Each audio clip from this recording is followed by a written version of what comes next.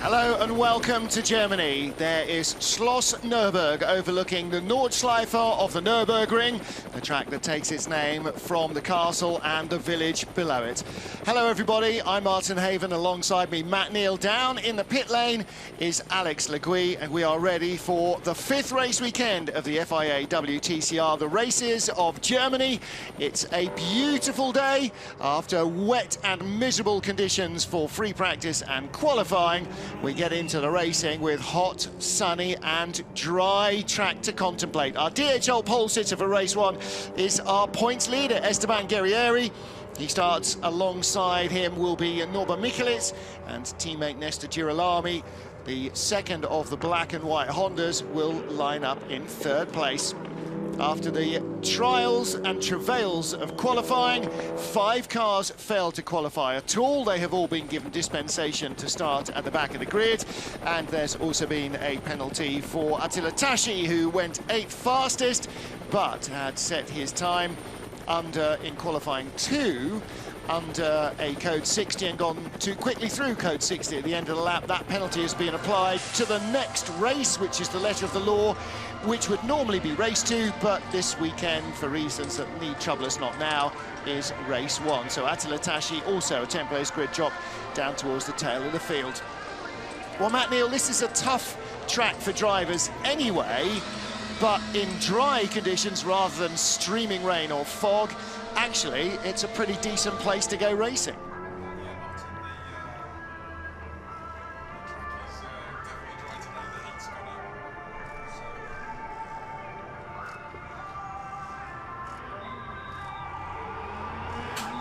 Right, well, let's take a look at our grid. Nesta Girolami and Frederick Vervisch behind our front row starters. Then on row 3, Ted Björk and Ivar Muller, the best of the Sign Racing Lincoln Co-cars ahead of Jan Erlaché. Rob Huff is qualified in 8th place. The Volkswagens have been quick in qualifying, but they just got caught out a little bit in the wet conditions in first qualifying. Benny Leuchter 9th, Gabriele Tarquini 10th, ahead of Johan Kristoffersen and Nicky Katzberg. Katzberg, one of 4 drivers doing this race weekend for WTCR and also the 24 hours of the Nürburgring. Wildcard is Antti Burri. The Finn qualified 13th for the first of our races, ahead of Mehdi Banani's Golf.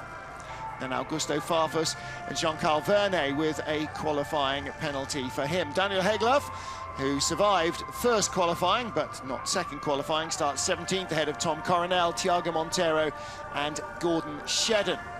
And then down towards the end of the grid, Aurelien Panis and Kevin Chacon. Chacon in the better of the Alphas because his teammate Marcin Kła crashed towards the end of qualifying and didn't complete a flying lap in the wet conditions. Andy Priaulx, Attila Tashi, Marcin Kła, Nils Lankeveld, and the final car on the grid, Michael Ashkenar, have all had dispensation to start the race, despite officially being outside the 105% rule and therefore not strictly qualified. So 27 cars will go to the grid in bright and sunny conditions, and a chance for Esteban Guerrieri perhaps to claim victory here in race 1, the only race today, and increase his championship advantage. Problems already for Norbert Michelisz coming into the pit lane. In fact, it's Nicky Katzberg coming into pit lane on the back of a tow rope. He had a crash at the end of qualifying in Q2, and it looks as though his race may not start at all. Well, that's probably not what he needed. This is the only race in which he's qualified half well, 12th place, and that is a dink in his weekend.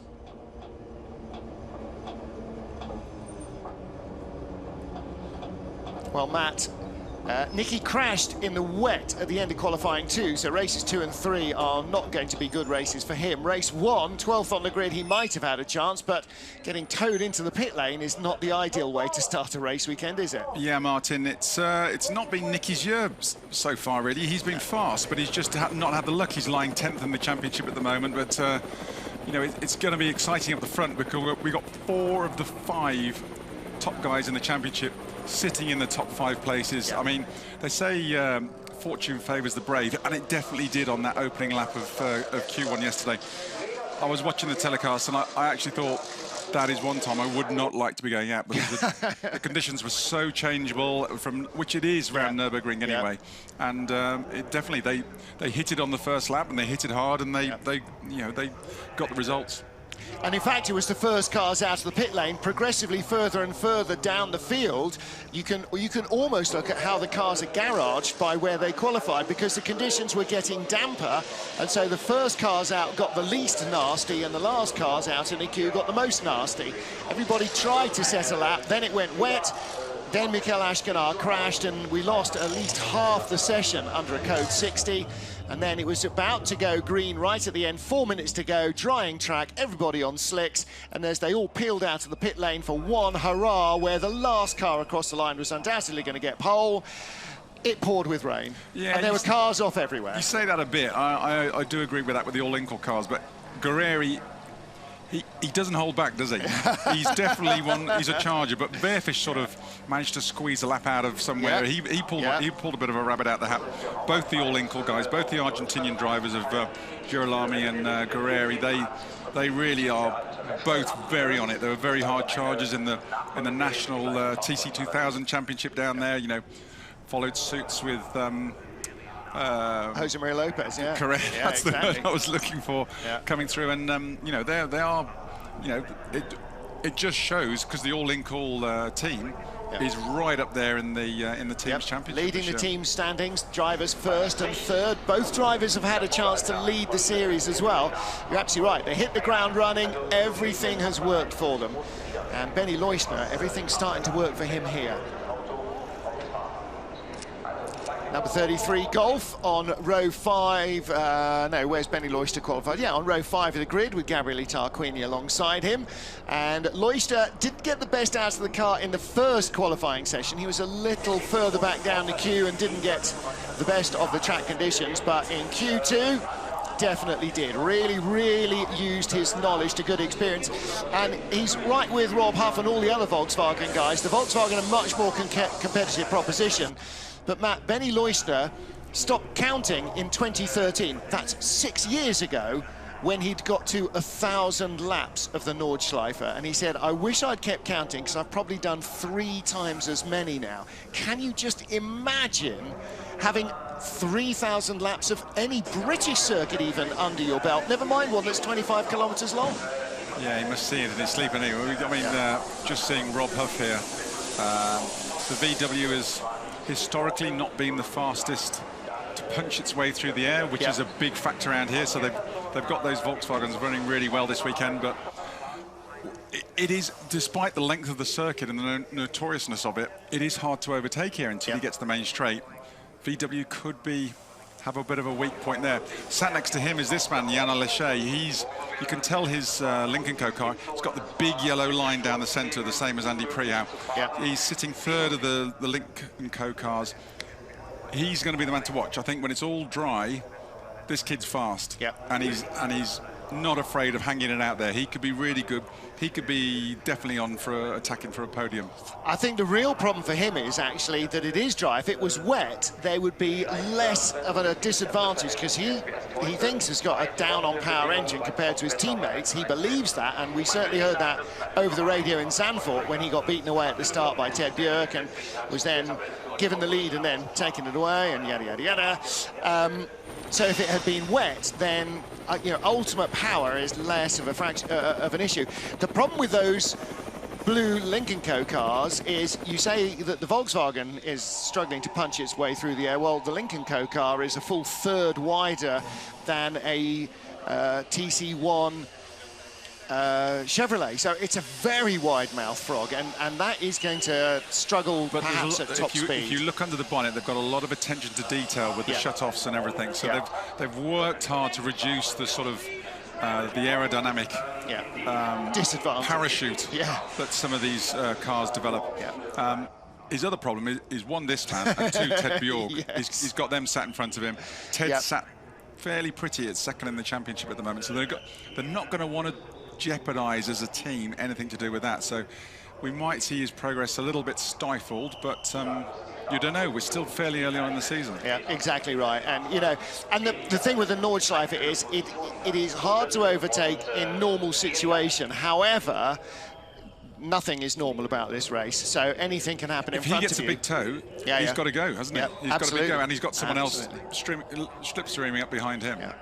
In second qualifying, as they were leaving the code 60 at the final corner, Ivan Muller's car didn't come off its rev limiter properly, and Jan Elische and Andy Prio had to dive either side of him instead of ramming him up the back. As they hit the throttle and went full boost, his car didn't, and they almost ran into the back of him. As you say, Ted Björk, second in the championship, currently lying in 5th place after qualifying. And again, Ted just seems to be getting on with the program, and it seems to be working well for him. And you need that luck, that confidence, that rubber to green when brakes don't go against you to really keep that confidence up. There's Jean-Carl Vernet starting down in 16th place on the grid, and his teammate Gordon Shedden in 20th place. They're higher up on the race 2 and 3 grids. They were much closer together.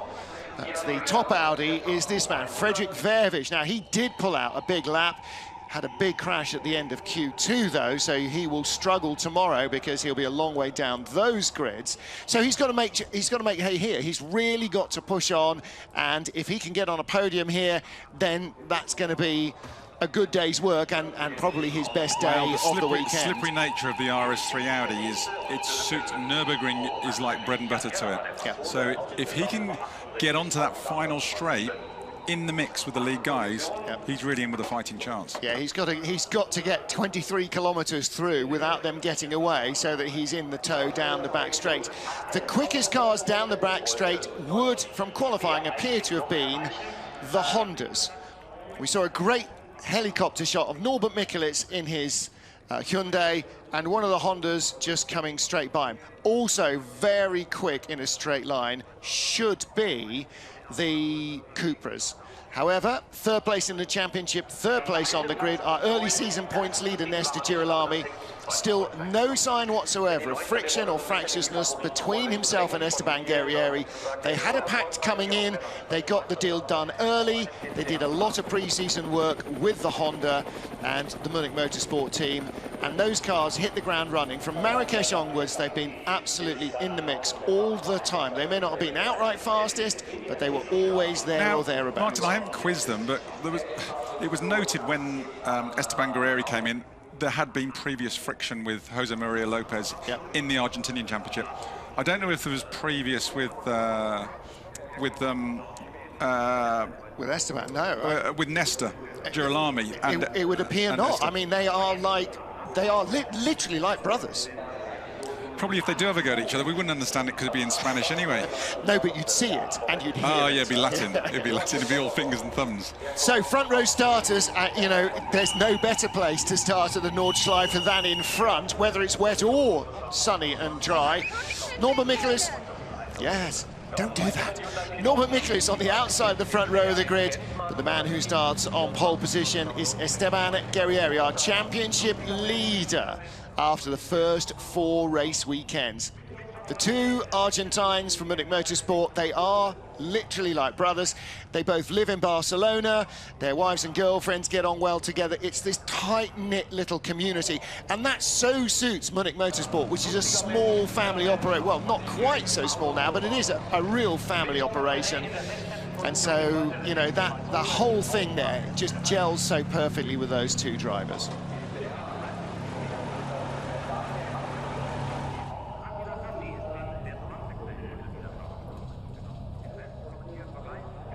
So cars on the grid and ready to roll away.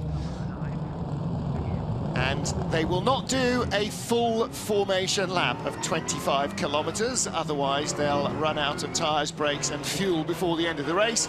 So we'll go around the Grand Prix circuit and then come back to the start line, around the back past the pits, and get ready to grid up and go. No tyre warmers, of course, in the TCR rules, so WTCR follows those as well. And the qualifying pole lap for Esteban Guerrieri saw him finish 6 seconds ahead of the second fastest man, Norbert Mikelic.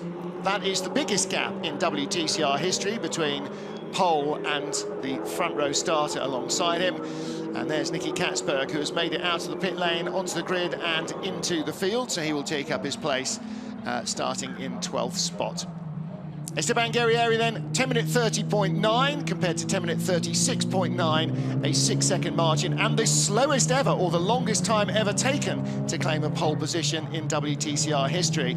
In the qualifying for the 24-hour race, however, the Hyundai i30 of Peter Terting, who used to race in World Touring Cars, qualified on pole in the TCR category in 8 minutes 55.1. Now that car does have ABS, which our cars don't, so it is possibly going to be a record that we are not going to get close to even in the dry.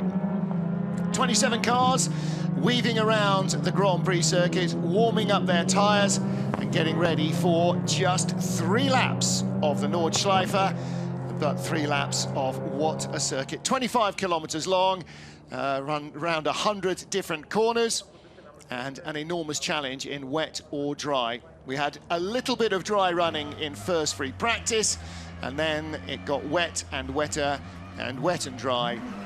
So for these guys, this is the first properly hot, dry running they've had on the circuit.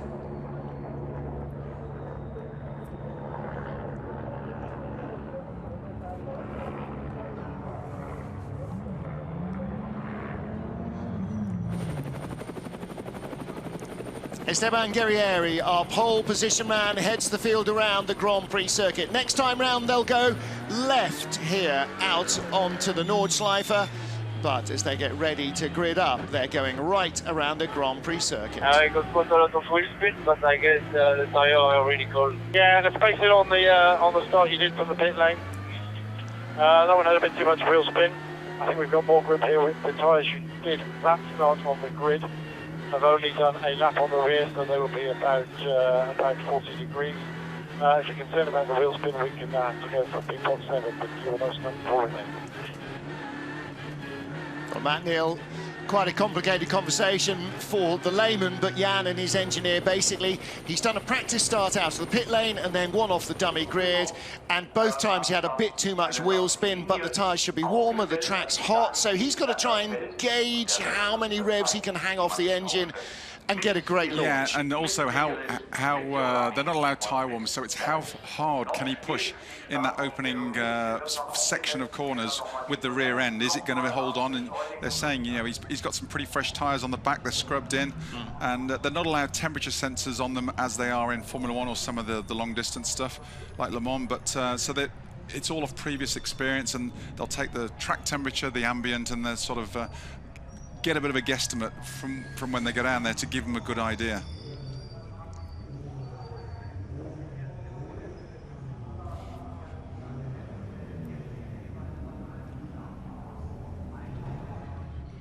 Race 1 at the Nürburgring is about to get underway. 27 cars wait on the right-hand side of your picture. Poleman Esteban Guerrieri. On the left-hand side, Norbert Mikelic. The front row men, the back row men are all ready, and away we go for 3 laps of the Nordschleife. Nesta Girolami immediately moves to cover off Fredrik Vervisch, and Mikelic with a great run down the inside. Fantastic start for the Hyundai driver. Around the outside goes the grey Audi of Fredrik Vervisch, but it is Guerrieri second, Girolami third, Vervisch fourth. Trouble for Ivan Muller. Damage at the front. He got hit on the left-hand side, and as he meandered off wide, Antti Burri, the wild card, got shuffled right down the order. Qualified 13th. Broken steering or suspension or both for Ivan Muller. He is out. And we have 10 minutes to clear that car away before the leaders get back at the end of lap 1. Matt Neal, fantastic start from Norbert Mikelic from, quote, the wrong side of the road, certainly not on the racing line. Yeah, great from Mikelic. He really got it hooked up. He was huffy going. He was really aggressive into turn 1 and into turn 2, muscling his way through. I don't know whether it was him who who caught the side of Muller's car, so No. we might get it on a replay. Not sure. Gabriele Tarquini, the second Hyundai, then one of the Golfs, that's Huff, and that was around the outside of Air Lachey down at the Shale Oils slipped hairpin. through on Girolami. Oh, has he? Got up to third. Yes, he has. Good spot. Now, that might have been down at the hairpin at the bottom of the Grand Prix circuit. I call it Shale Oils. Nowadays, apparently, it's called Dunlop. Heading up the hill through the Michael Schumacher S's, and then up to the final part of the track. Now, this is normally the Vidal chicane. On the map we've been given this weekend, it's the Vidal chicanery. Shouldn't be too much of that. They go through Ravenol and the Bilstein curve and continue to climb up the hill. And as they get to the top where you would normally be starting to look to go right around the top of the pit lane on the Grand Prix circuit, they turn left and out into the country, through the Hatzenbach. And Matt, you go from this wide open Grand Prix circuit into the 1930s, because this is narrow, twisty, bumpy, jumpy.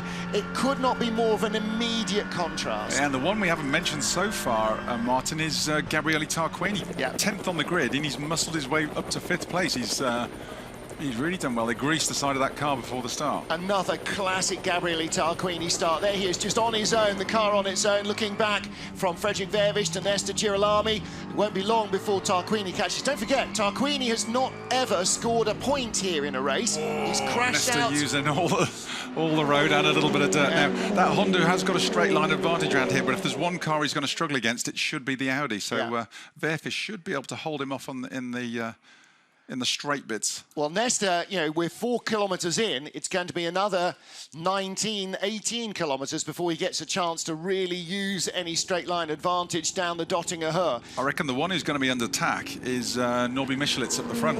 You could get both these three ganging up on him. Yeah. They can just hold. He can't make a break and get some air in between them.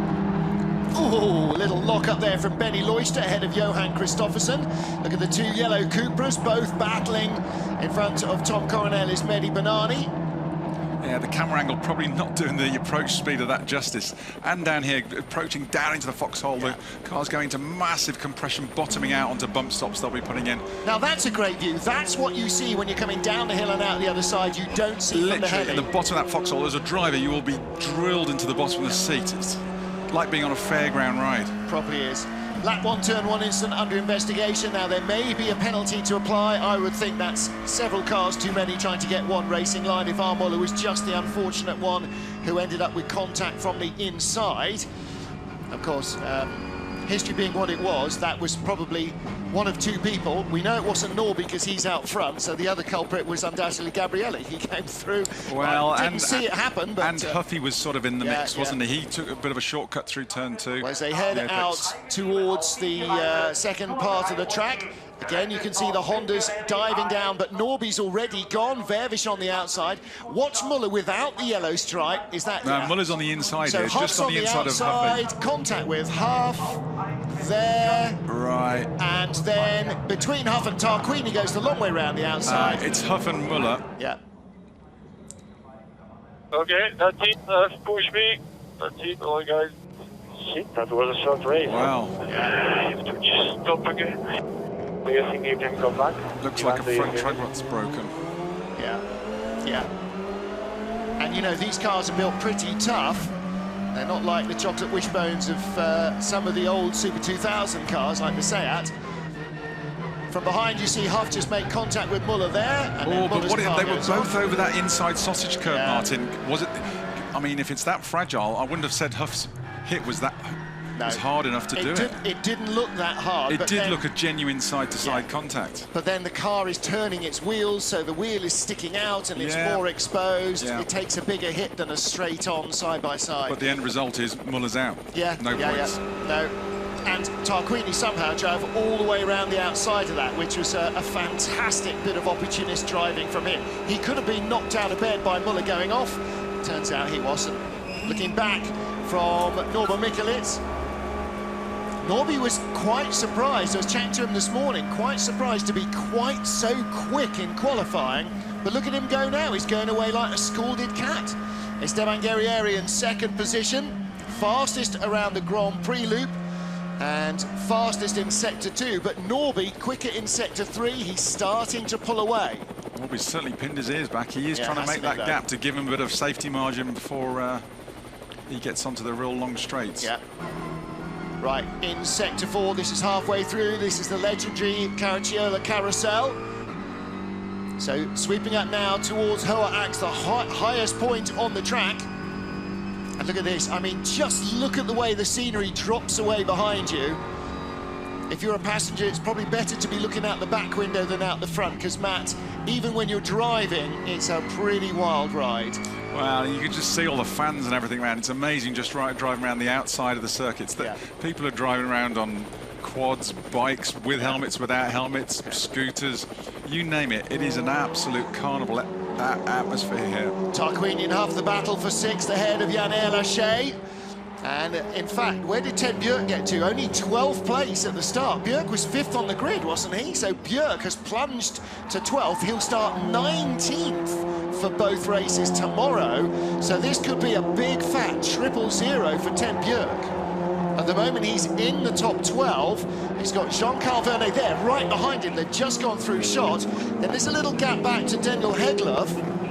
I didn't think Ted made that bad a start. I thought he was... He didn't, but he got shuffled out as Ivan speared off to the right. Ted was out there and got held up, I think. Yeah, it's a good point. It was Lachey who was making good progress on that one. Well, he held his own. He was in sort of 6th or 7th place, wasn't he? And he's...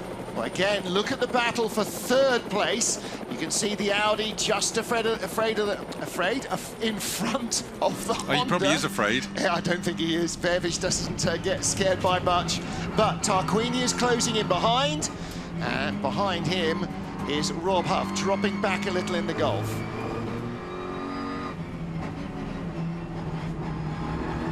Down into the mini carousel, out of Schwalbenschwanz.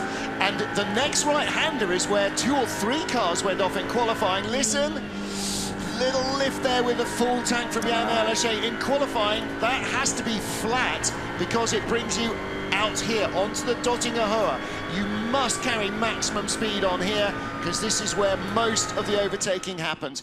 Look behind the top 2. Mikulits is first. He's gone from Guerrieri, but behind, here we go. Vervish versus Girolami. Vervish with the more slippery car, perhaps, but Girolami hoovering up behind him in the tow. That Honda is pretty slippy itself. This is, if anyone's watched Tour de France cycling, this is the peloton coming up behind you. If you've got wing mirrors on the peloton, this is what you're going to be looking at. Girolami trying to find a way by. He's going to have to do it in Tiergarten. He's going to have to do him under braking. And Vervish is just strong enough to stay in front. So Vervish in 3rd, Girolami in 4th still at the end of lap 1 of 3. I don't know if you hear me. I have no front grip. It's crazy compared to them. And I have no power underneath. So, but it's mainly the grip that makes the issue. It will be to make it to the end at some point. Well, listen, the stuff you'll put up with in a race, battling for a podium, is not the stuff that you'll put up with in free practice or qualifying. So Fredrik Vervish is 3rd, and he's damn well not going to let Girolami get by. He was complaining just about everything at that point, wasn't he? But yeah, he's got track position. If you can hang on, you've only got 2 more laps, Fred, so you just got to hang in there, man. Now, he and teammate, no, Gordon Shedden's off. And broken car, because that is bobbling away there. Something has broken, a wheel or a tyre has gone down. He was battling with Thiago Montero and Aurelian Panis. Yellow flag in sector 1, everybody's gone. They won't be back for 10 minutes, so like Ivan Muller's car, that will be long gone. Shame that Shedden, he'd made good progress, starting from 22nd on the grid. He was well up into the teens, so... Yep. Now again, Norbert Mikulits, what a flying start he had. 2 seconds clear at the beginning of the lap, and Matt, that is out of aerodynamic tow range. And at the moment, the I-30 looks like the quickest car around here. 9 minutes 3.6 from the standing start. Let's see what lap 2 brings us. Do you think they, I mean, I don't know, because I don't know the German team that run in the N24 round here. Do they get data shared with them? So in other words, extra testing? Yeah, I know that's a great to matter. a degree, there is quite a lot of friendliness. There's quite a lot of interplay between the European TCR cars, between the World TCR cars, and also their N24 and VLN program. The problem is that the VLN spec cars have ABS and other TCR cars don't, so it's not quite a parallel. However, from a and that was contact with Daniel Hegloff, the Swede, and that's left front suspension broken on the Audi, and it also holds up Attila Tashi. That looks like Flash came down the inside of him. Now, did he turn in, or was it Flash running a bit deep? Well, Niels Langeveld picks up a spot. Mikael Ashkenar on the inside, goes inside marching Qua. So here's Mars' view, or is this Chekon? That's seeing when it's done. It's Chekon's view. Ooh. Yeah. Well, the broken suspension, I'm afraid. And this is the battle for third again, seeing this from on board. Will we see Flash come into picture? No. Rob Huff, though, almost gave Gabriele Tarquini a love tap. Gabriele gets in very deep. I wonder if he did get a tap from behind under braking. Doesn't take much. So who's El Lachet got? He's up into 6th now. So who's he done? Is he in 6th now? Is he got by Rob? There is a suggestion that either Kristoffersen or Loister was the car that got into the side of Ivan Muller. Well, that was good starting from them, because Muller started 6th, Huff started 8th, Kristoffersen 11th, and Loister 9th. It is possible. Lachet and Loister 7th. Sorry, and 8th. It might be. Is he 6th? I'm trying to see. It looks like. Is he 7th? Yeah, behind Huff, and you can see the German flag on the roof of Loister's Golf behind the pale blue car, or the bright blue car at the top of the picture. Again, as they fly on down through the foxhole. My historical mistrust of the timing screens has made me watch the monitors too much, I think. Well, generally, timing screens get updated every sector, whereas positions may change more frequently. So the race you're seeing may not be the race you're seeing. With the Swedish cross, Johan Kristoffersen right behind car number 8. That is Augusto Farfus. So Farfus has got by him because as they came across the line, Kristoffersen was 9th, Farfus was 10th. And that is Daniel Hegloff back in the pits. He has not had a happy weekend so far. Both cars heavily wrecked. Mikael Ashkenar in Q1, and Daniel Hegloff had a big crash. Car just locked up on him at Tiergarten. He went straight off into the barriers. He's pretty sore. Big purple bruises on both his collarbones from the hands device in the crash. Which means it's done its job. Yeah, but it's a good thing. Yes, but it also means that it's resting on him. Every time there's a bump and a jolt in the car, it's like somebody thumping on your bruises Which again. is a lot better than a broken neck. It is a much better than a broken neck or a broken collarbone. Yeah. You're absolutely right. Norbert Michaelis is opening the gap up again. Fredrik Vervisch in 3rd has gone quicker in Sector 1 and Sector 2 than he did on lap 1. And looking further back, there is the car of Benny Loister with the German flag on the roof. He's right behind this man, Jan Erlesche, as we dive down into the hole and climb out the other side. Yeah, through Metzgerfeld. Yeah. Getting a good exit from there is absolutely crucial. Again, the TV doesn't do the justice of how steep this climb is up this style. You know, maximising every last rev you can get in between the gear changes is absolutely paramount. As you're piling down the hill, all you see is a wall of grey in front of you. There's no indication how high that wall is. It's a proper Category 1 climb.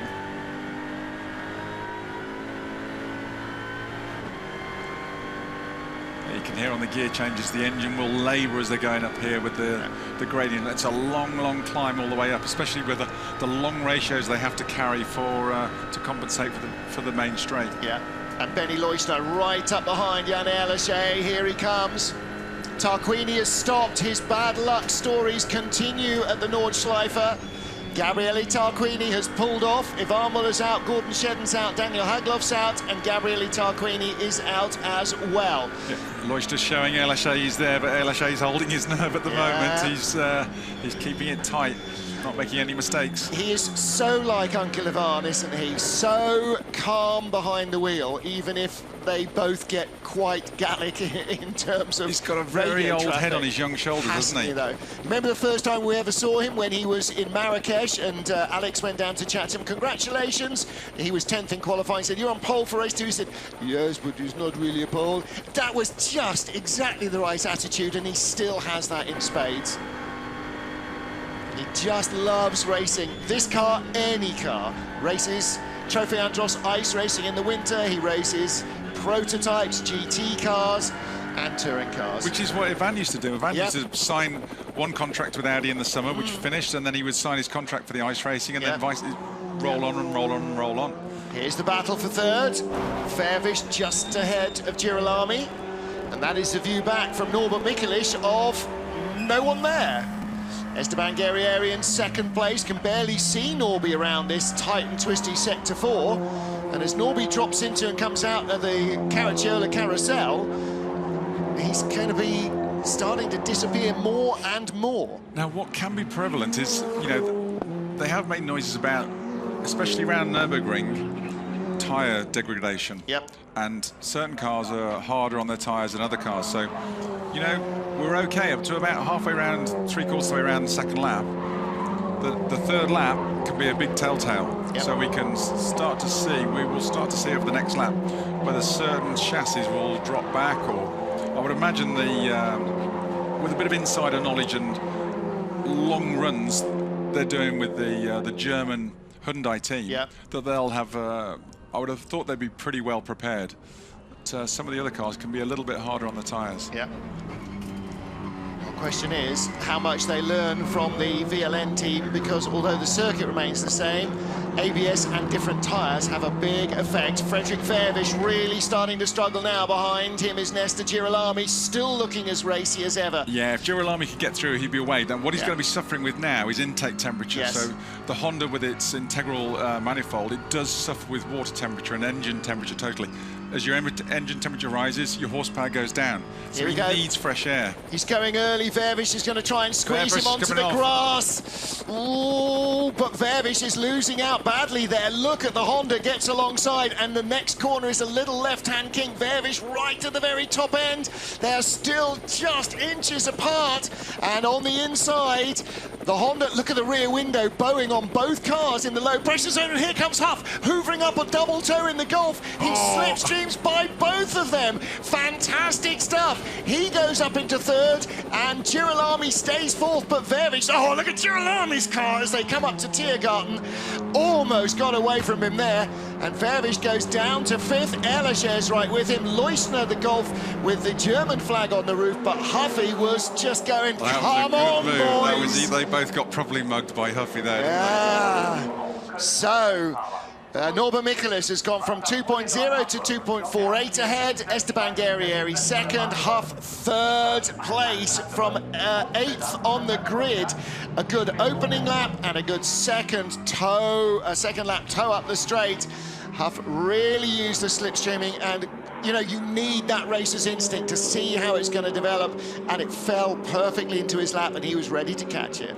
Well, Huffy's just catapulted himself up onto the podium here, but he's going to be at their mercy coming onto that straight again at the end of this lap. Yeah, well, it'll be the Honda that will be his real worry. Mikulich is gone unless he has an issue with the tyres, and the car down into the Dunlop hairpin as they begin lap 3, the final lap here in Germany today.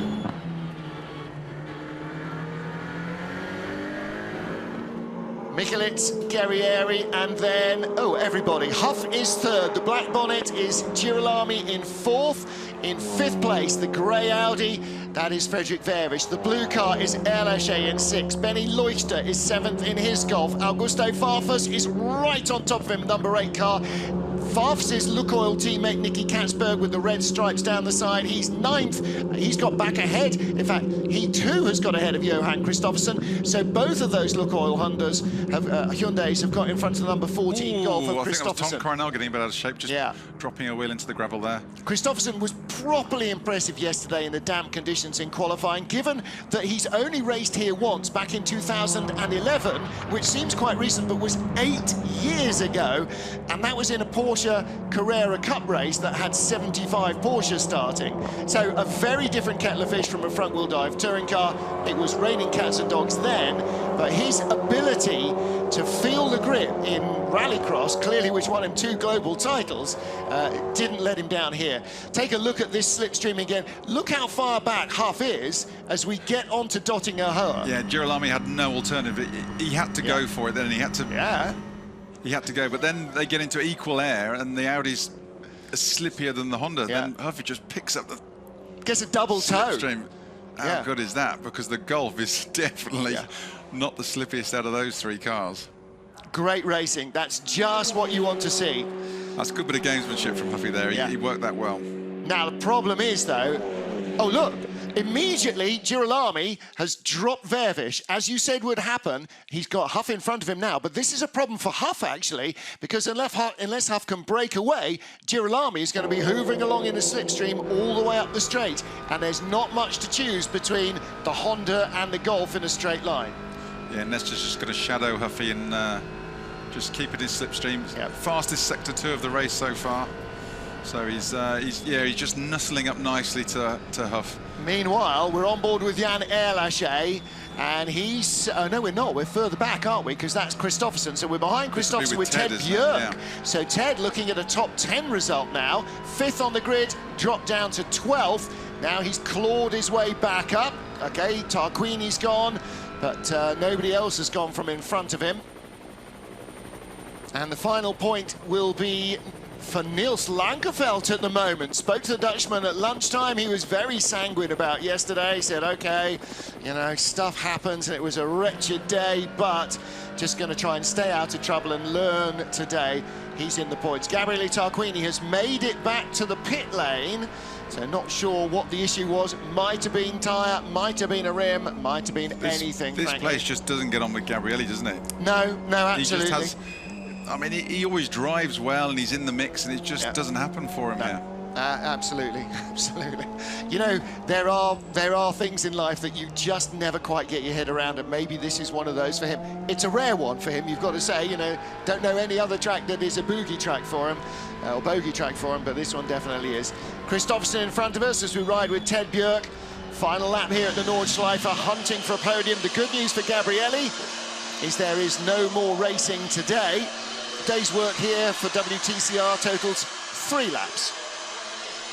Tomorrow we will have races 2 and 3. Well, Gabriele, unfortunate, because it looked like he was turning his Nordschleife fortune around and was firmly on target for a top 5, top 6 result, but it wasn't to happen. Yeah, amazing start for him, and he was definitely in the mix, but and Norby's just showing the pace of the car, so they've got a good package under him this weekend. And so too Farfus and Katzberg, who have both overtaken cars to get up the order into 8th and 9th.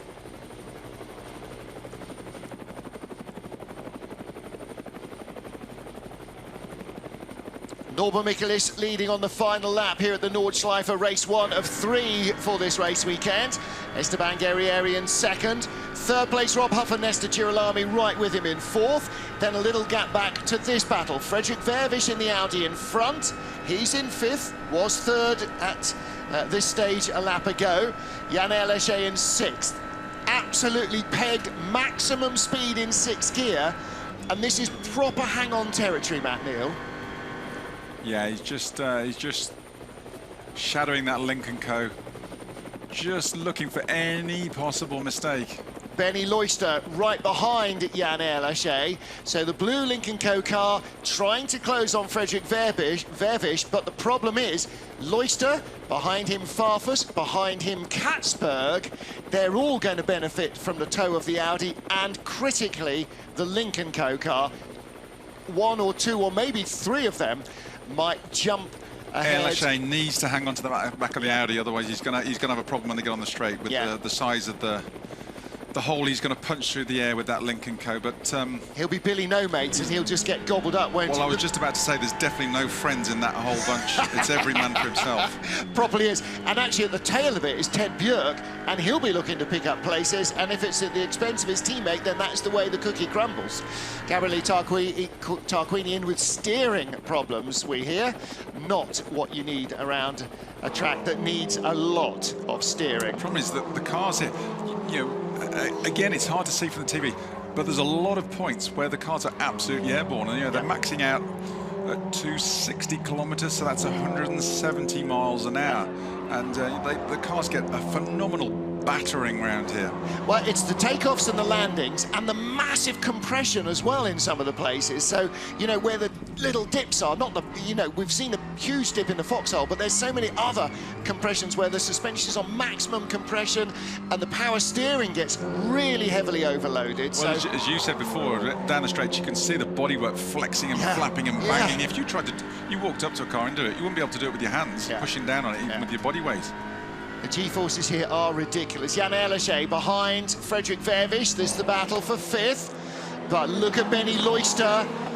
Oh, young Jan, he's pulled Verwisch back in again.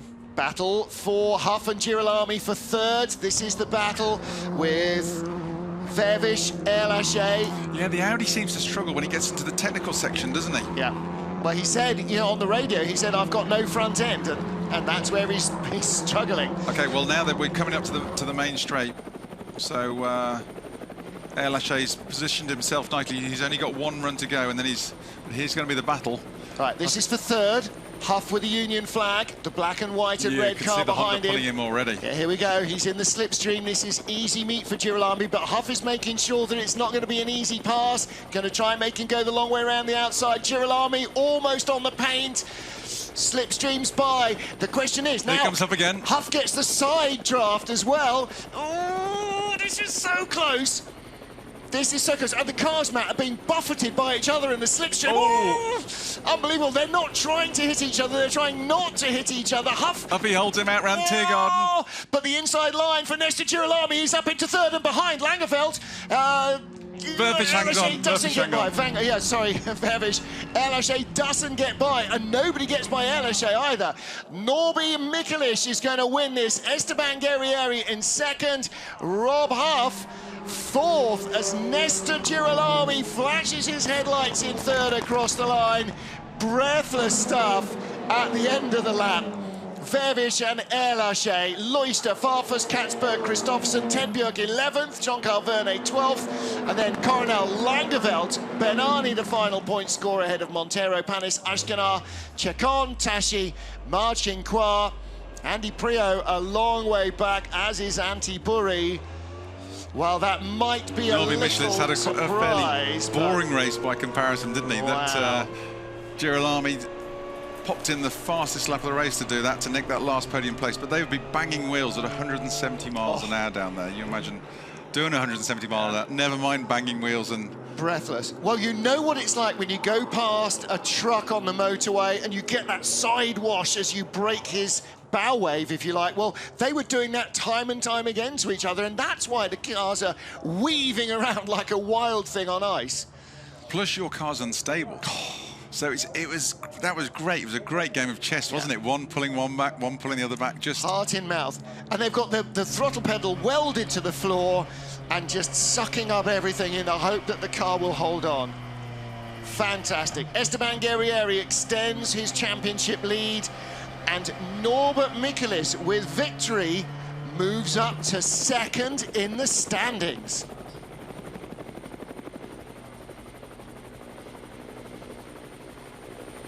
Well, big result for Esteban Guerrieri, the points leader, claimed pole. Norbert Mikelish got the jump on him from the start and drove away to make enough of a gap to hang on to win this. Guerrieri then, knowing that the battles were raging behind him, which he was distancing himself from, he sat in 2nd, didn't he, Matt? He didn't need to risk everything to try and pass a car that was clearly getting out of reach. Well, you say that, Martin. It's not just a big result of him, it's a big result for all Inkel and for Honda. Yep. You know, they're 2 main championship contenders. Look at this. This was fantastic, this was. Huffy left him just a car width onto the grass. Enough. And then he got that side draft. I mean, it's amazing. Then Huffy moves away to try and break the draft from him. Nesta follows him, gets it back. Huffy follows him again. It is, then they're, because you're trying to position your car. And here it was each one getting in, wanting the draft, then trying to break the draft from the other guy. Huffy had to dab the brakes there or go off, and that's what gave Nesta Girolami that it jump looks into a lot of Tiergarten. space when you're going through the Tiergarten, but believe you me, it narrows very, very quickly at that sort of speed. With the cars bobbling like that, if there'd been a little touch, think of the mother and father of accidents those two cars would have had. And the ones following them. Yeah. Because they're arriving on the scene pretty darn quickly. They're north of 160 miles an hour, and if you touch there, the runoff area is not even the width of a cricket crease. You're having a big one. Norbert Michel is the winner. My heart is pounding. Norbert Michel is the winner. Esteban Guerrieri in second. Nesta Girolami in third. And again, as you said, for Munich Motorsport, they lead the team standings, and again, they outscore all their rivals. Don't forget, in Norby's team, his teammate is Gabriele Tarquini, DNF. The Lukoil pair, Farfus and Katzberg, 8th and 9th, that team scores well. Air Lachaise teammate is Andy Priaulx, didn't score any points. Ted Björk in 11th, his teammate is Ivar Muller, didn't score any points. These are two-car teams, don't forget. So again, the Honda, it's good for bragging rights in Hyundai as well, because Norby's sitting there, or he was sitting there 4th in the championship. It's not going to do his... The team, his focus on where they want to back as they're going into the business end of the season. Well, jumps Björk up to second in the standings, a position that Norby's in has been in a lot, never first at the end of the season. But you have to say, look, the run of form that the Munich Norby had Motorsport rotten luck here last year, didn't they? Oh, yeah. Oh, rotten luck. Yeah. So he and Rob had that big crash, didn't they, coming out of Metzgersfeld? Yeah. Yeah, I think he's pretty... I think he's relieved as well. Well, he was so relaxed this morning. I just chatted to him when we were out in the sunshine at lunchtime. He was saying, I was surprised we were so quick yesterday, but it's what it is, Yeah, good starting move. on the front row, you've got to be relaxed like that. Okay, it's what it is. We're starting on the back Nesta saying to his voice, don't worry, I had it all under control there, and they're all going... Yeah, wives and girlfriends are going, hi. Okay, if you want me to look young and pretty, don't have too many more races like that, because it ages you 10 years in a minute. There's Gabriele offering his congratulations to Norby. And I tell you what, Nesta Girolami and Rob Huff, when they're out of their helmets and off the podium, they'll be excitedly gabbling about it to each other, because when you have a little battle like that, at that sort of speed, where the car is barely under control, you've shared something with your rival there. Yeah, the commitment these guys have had to show around here, they will be, the adrenaline will still be pumping around them. No question. And Huffy or Girolami could either have been in that position. Rob Huff, the problem was, he was in front. And like in the old slipstreamers at Monza, the place you don't want to be on the last lap is in front giving a tow. Look at Nesta. This is going to be it for the next 10 hours, is just that edge of the seat, rawness of that battle. Fantastic stuff. Alex Agui is down in the winner's circle. Let's hear from Norbert Michelisch.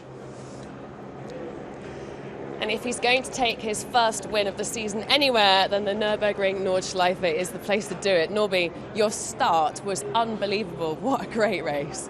Yeah, I mean, my last couple of starts were pretty bad. So I guess 1 out of 5 you can do it. But yeah, we did some improvements on the car, and I think this was the key to today's races, especially the start. And I'm incredibly happy for the team, because as you could see, the car was just fantastic. I was on it. I said to myself, if I'm in front, I will not give this position away. Fortunately, the pace was good enough, so I'm incredibly happy. The car looked very sound out there. Yeah, I mean, I was pushing the car from the first moment yesterday. It gave me a lot of confidence, and yeah, this was the key. I'm honestly, I was looking so much forward to this win, because this was missing from my collection, so very, very happy about that. Much deserved, Norby. Well done. Yeah, well done indeed to Norby. It's a great place to have a win, isn't it? And he made it all happen at the start, really got hooked up, got inside Esteban Guerrieri. And Guerrieri's been a lightning starter all season long, so to out-drag him away from the grid, you always know you've done a good job.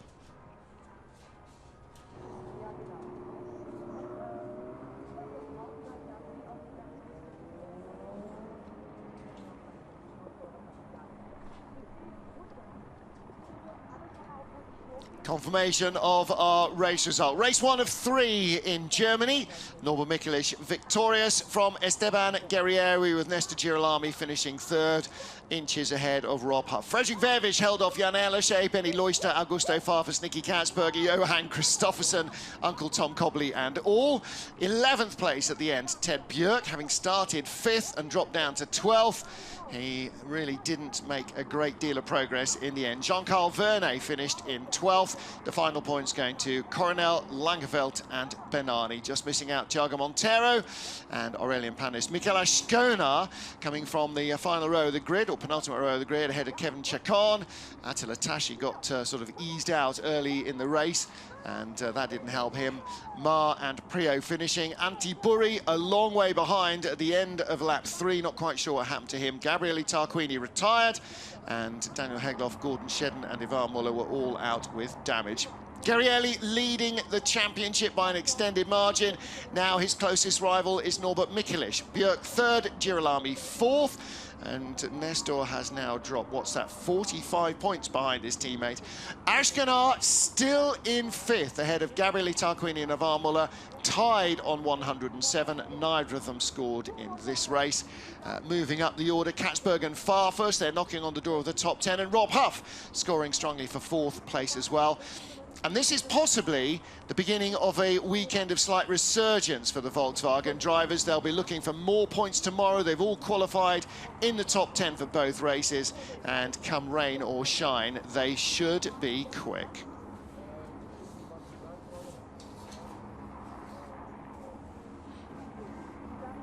Geschaltet und der Start ist freigegeben auf Linieweite. Race 1 at the Nürburgring, a fantastic start from the outside of the front row. Norbert Mikelic taking the lead from Esteban Guerrieri and Nestor Girolami. Trouble in the first corner though. Golf versus Lincoln Co contact. Ivan Muller out on the spot, and wildcard Antti Burri badly held up. But Norbert Mikelic out front was away and gone. It was Huff who made contact with Muller, side to side, breaking the Frenchman's steering. Heading out onto the Nordschleife for the first time, Norbert Mikelic with the lead, and up into 3rd was Fredrik Vervisch in the Audi, ahead of Nestor Girolami. Vervisch fast in qualifying and fast at the beginning on the Grand Prix circuit. But before the end of lap 1, he was complaining to the team on the radio of no front grip. A dry circuit for the first time this weekend, fully dry, hot and sunny. And that allowed the drivers great visibility and great racing conditions out through the forest of the 25-kilometre track. At the end of lap 1, Girolami towed up behind Vervisch, but Huff towed up behind both of them, jumped both of them up into 3rd. End of the race, Norbert Mikelic claimed victory from Esteban Guerrieri, and Girolami grabbed 3rd. So there are our top 3. They're about to head out onto the podium.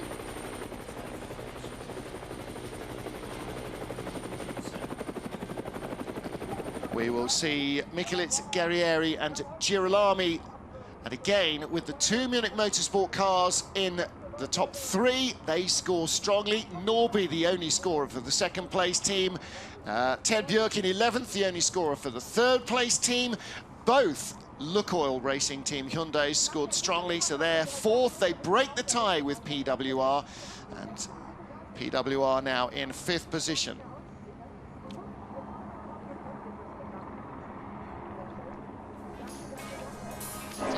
Welcome to the podium of our first race here this weekend of the FIA World Touring Car Cup by Oscaro at Nürburgring Nordschleife.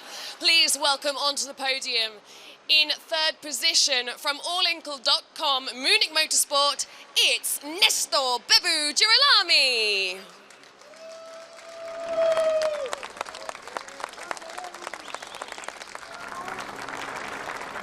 In 2nd position from allinkle.com Munich Motorsport, it's Esteban Guerrieri.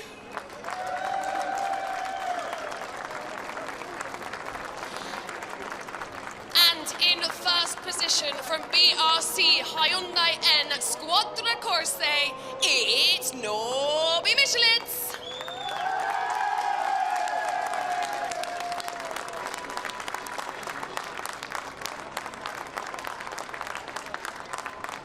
And representing BRC Hyundai N Squadra Corse, it's Gabriele Rizzo.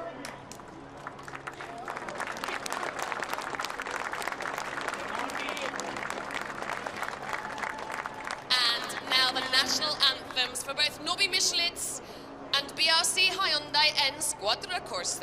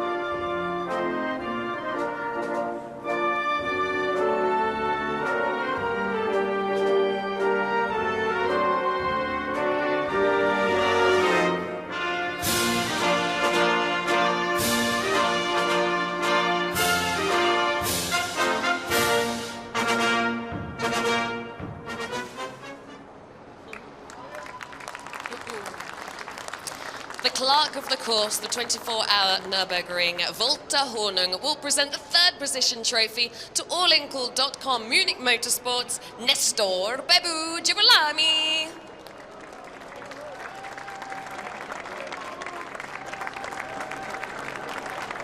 The head of organisation of the 24-hour Nürburgring, Mirko Hansen, will present our second position trophy to allincall.com Munich Motorsports, Esteban Guerrieri.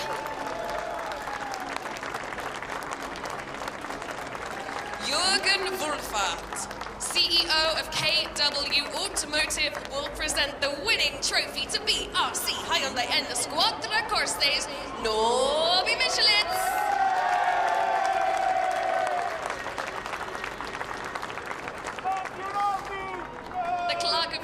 The 24-hour Nürburgring Volta Honung will also present the BRC Hyundai N Squadra Corse winning team trophy to Gabriele Rizzo.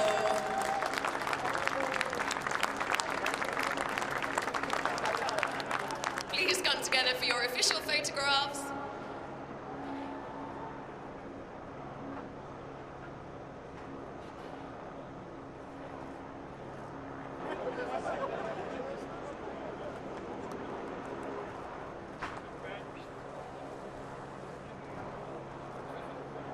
Ready?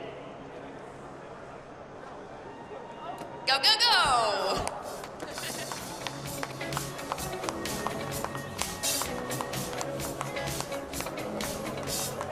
That's it then for race one. Hyundai on the top step of the podium with Norbert Michelitz. But again, the Munich Motorsport Honda Argentine love-in continues. Esteban Guerrieri in second, Nestor Girolami in third. And Matt Neal, you know, when it's going well, you've just got to ride it. For Norby, his first win of the year, but for the Hondas, again on the podium, go with it, don't fight it, don't overthink it. Could this be the cork, you know, coming out the bottle for Michelitz? You know, he's been bubbling around. I know he was disappointed not getting a win in Hungaroring in front of his home crowd, which, you know, he's always performed well there. I actually think winning here would be sweeter for him than winning at home, because this is this and Macau are the challenging other places to win, aren't they? You can pat yourself on If the you back. master here, you are a master. Yeah, properly. And a 28-point lead for Esteban Guerrieri over Norbert Mikulits. And that could be wiped out in almost one race here. There are 2 more to come. We're on air at 10:45 Central European Summer Time. That is 0845 GMT, 9:45 AM British Summer Time. Saturday morning for the first of our 2 races. Races 2 and 3 of the weekend will follow back to back. We expect great weather conditions. We expect some more proper, nailed-on racing. So please join us then for Alex Legui, Matt Neal and the whole WTCR TV crew here at the Nürburgring. I'm Martin Haven saying thank you for being with us.